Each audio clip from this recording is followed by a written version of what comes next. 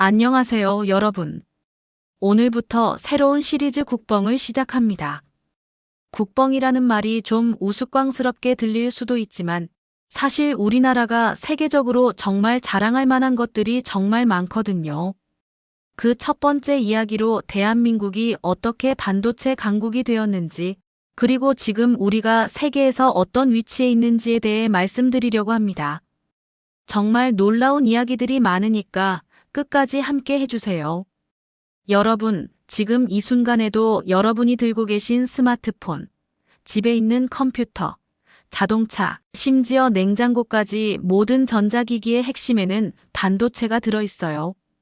그런데 놀라운 사실은 전 세계에서 사용되는 메모리 반도체의 60-70%가 바로 우리나라에서 만들어진다는 거예요. 어떻게 작은 나라 대한민국이 이런 놀라운 성과를 이룰 수 있었을까요? 먼저 우리나라 반도체 산업이 어떻게 시작되었는지부터 알아보겠습니다. 1980년대만 해도 우리나라는 반도체 분야에서는 완전한 후발주자였어요.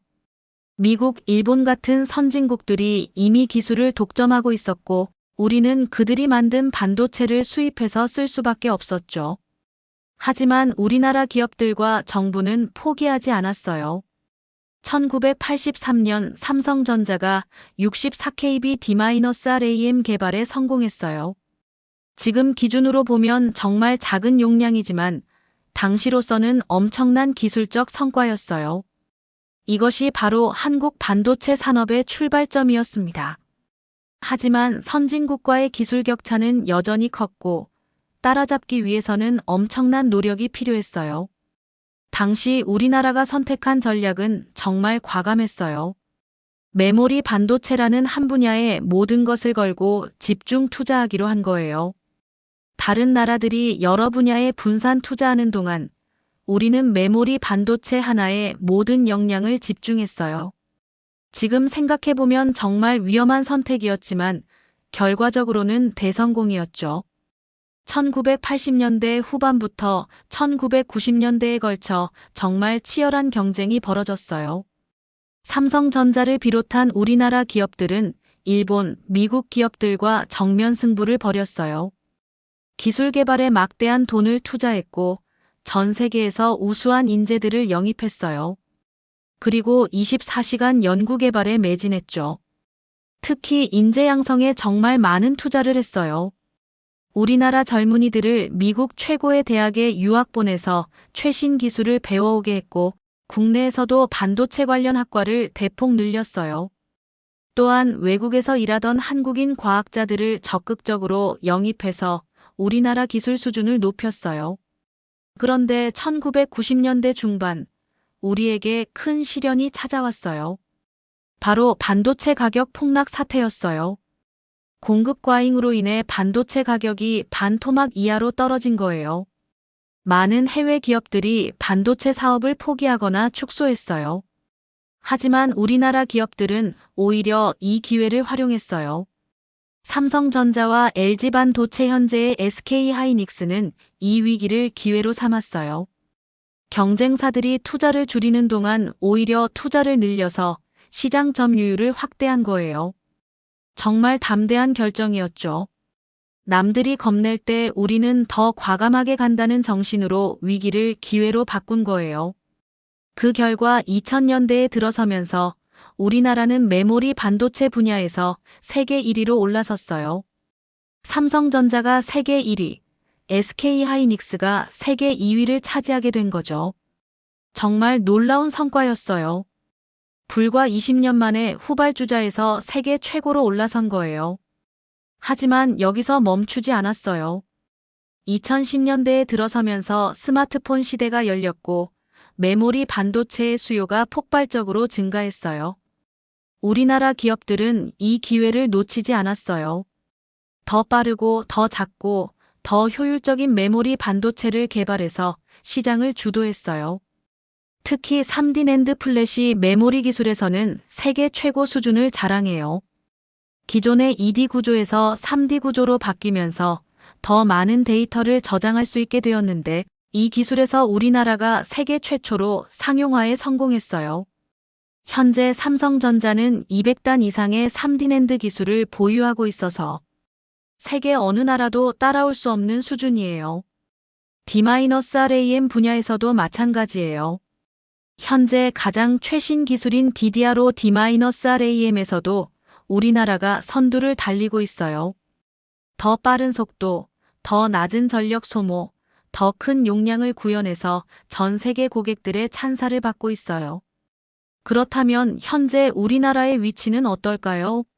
정말 놀라운 수준이에요.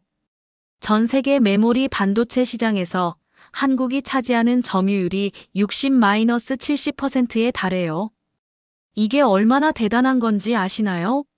전 세계 사람들이 사용하는 스마트폰, 컴퓨터, 자동차의 10개 중 6-7개에는 한국에서 만든 메모리가 들어있다는 뜻이에요. 삼성전자는 현재 세계 메모리 반도체 시장에서 40% 이상의 점유율을 차지하며 압도적인 1위를 달리고 있어요. SK하이닉스도 20% 이상의 점유율로 확고한 2위 자리를 지키고 있고요. 즉, 세계 1위와 2위가 모두 한국 기업인 거예요. 이런 산업이 또 어디 있을까요? 특히 최근 인공지능과 데이터 센터 시장이 폭발적으로 성장하면서 고성능 메모리에 대한 수요가 급증하고 있어요. 우리나라 기업들은 이 시장에서도 독보적인 기술력을 보여주고 있어요. AI 학습에 필요한 HBM, HIGH 밴드위드스, 메모리 같은 최첨단 메모리에서는 아예 경쟁자가 없을 정도예요. 이런 성과는 단순히 운이 좋아서 이룬 게 아니에요. 지속적인 연구개발 투자가 있었기 때문이에요. 삼성전자와 SK하이닉스는 매년 매출의 15-20%를 연구개발에 투자하고 있어요. 이는 전 세계 어떤 기업과 비교해도 높은 수준이에요. 그 결과 현재 반도체 관련 특허에서도 세계 최고 수준을 보유하고 있어요. 또한 생산 능력도 세계 최고예요. 삼성전자의 평택 캠퍼스는 세계 최대 규모의 반도체 생산 단지예요. 여기서 하루에 생산되는 반도체 칩의 개수가 수억 개에 달해요. SK하이닉스의 이천 캠퍼스도 마찬가지로 엄청난 규모의 생산 능력을 갖추고 있고요. 그런데 반도체가 우리나라 경제에 미치는 영향이 얼마나 클까요? 정말 놀라운 수준이에요. 반도체는 현재 우리나라 전체 수출의 20% 이상을 차지하고 있어요. 즉, 우리나라가 해외에서 버는 돈의 5분의 1이 반도체에서 나오는 거예요. 이는 조선, 자동차, 석유화학 등 다른 주력 산업을 모두 압도하는 수준이에요. 특히 무역 수지에 미치는 영향이 엄청나요. 2023년에는 반도체 수출로만 1,300억 달러 이상을 벌어들였어요. 이는 우리나라 전체 무역 흑자의 대부분을 차지하는 수준이에요. 만약 반도체 산업이 없었다면 우리나라의 무역 수지는 적자를 기록했을 거예요. 또한 고용 창출 효과도 엄청나요. 삼성전자와 SK하이닉스에서 직접 고용하는 인원만 수십만 명에 달하고 관련 협력업체까지 포함하면 수백만 명의 일자리와 연결되어 있어요. 그리고 이들은 모두 고부가가치 일자리예요. 반도체 엔지니어들의 연봉은 다른 산업 대비 매우 높은 수준이거든요. 지역 경제에 미치는 영향도 상당해요. 삼성전자가 있는 경기도 화성, 평택, 그리고 SK하이닉스가 있는 경기도 이천은 반도체 산업 덕분에 급속한 발전을 이뤘어요. 인구가 급증하고 상권이 발달하고 부동산 가격도 크게 올랐죠. 이들 지역은 이제 대한민국의 실리콘밸리라고 불리고 있어요. 그런데 반도체의 중요성은 경제적 측면만이 아니에요. 국가 안보와도 직결되는 문제예요.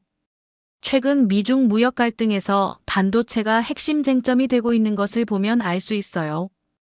반도체는 이제 21세기의 석유라고 불릴 정도로 국가 전략 물자가 되었어요. 우리나라가 메모리 반도체에서 세계 최고의 기술과 생산 능력을 보유하고 있다는 것은 엄청난 전략적 자산이에요. 전 세계 어떤 나라든 우리와 원만한 관계를 유지해야 하는 이유 중 하나가 바로 반도체 때문이에요. 우리나라의 국제적 지위와 발언권이 크게 높아진 것도 반도체 산업의 성공과 무관하지 않아요. 최근에는 시스템 반도체 분야에도 진출해서 성과를 내고 있어요. 전통적으로 미국이 강세를 보였던 분야인데 우리나라도 파운드리 위탁 생산 사업에서 세계 2위를 차지하고 있어요. 삼성전자는 대만의 TSMC에 이어 세계 2위의 파운드리 업체로 성장했어요. 그리고 앞으로 전망도 매우 밝아요. AI, 자율주행차, IoT, 메타버스 등 미래 신기술들이 모두 고성능 반도체를 필요로 하거든요. 특히 AI 시대가 본격화되면서 메모리 반도체의 중요성은 더욱 커질 전망이에요.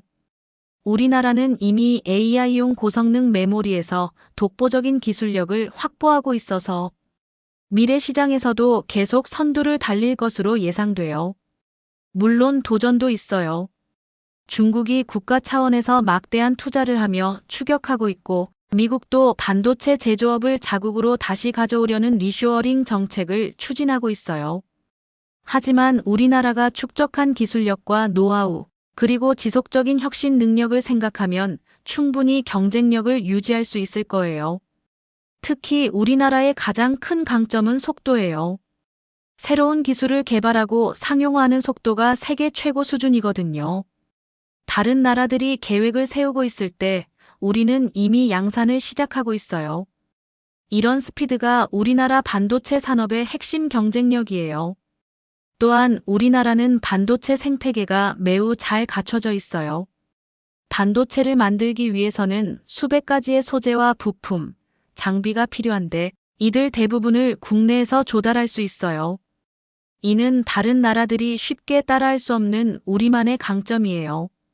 반도체 산업의 성공이 우리나라 젊은이들에게 미친 영향도 상당해요. 과거에는 의사, 변호사가 최고의 직업이라고 여겨졌지만 이제는 반도체 엔지니어도 최고의 직업 중 하나로 인식되고 있어요. 실제로 삼성전자, SK하이닉스 등 반도체 기업에 입사하려는 경쟁률이 엄청나게 높아요. 이는 우리나라 교육에도 긍정적인 영향을 미치고 있어요. 이공계 진학률이 높아지고 특히 전자공학, 재료공학, 물리학 등 반도체 관련 학과의 인기가 높아지고 있어요. 대학들도 반도체 관련 학과와 연구소를 확충하고 있고 정부도 반도체 전문 인력 양성에 막대한 예산을 투입하고 있어요. 반도체 산업의 성공은 또한 우리나라의 국가 브랜드 가치를 크게 높였어요. 메이드 인 코리아 반도체는 이제 세계 최고 품질의 상징이 되었어요. 이는 다른 한국 제품들의 이미지 향상에도 도움이 되고 있어요. 그리고 무엇보다 우리 국민들의 자존감과 자부심을 크게 높였어요. 작은 나라 대한민국이 세계 최고의 기술력을 보유하고 있다는 사실은 정말 자랑스러운 일이에요. 해외에 나가서도 당당하게 우리나라가 반도체 세계 1위라고 말할 수 있거든요. 최근 K-파프, K- 드라마가 전 세계적으로 인기를 끌고 있지만 사실 K- 반도체는 그보다 훨씬 오래전부터 세계를 평정하고 있었어요. 전 세계 사람들이 매일 사용하는 전자기기 속에 한국의 기술이 들어있다는 것, 정말 자랑스럽지 않나요?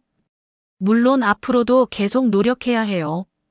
기술 개발에 더 많이 투자하고 우수한 인재를 더 많이 양성하고 새로운 시장을 개척해야 해요.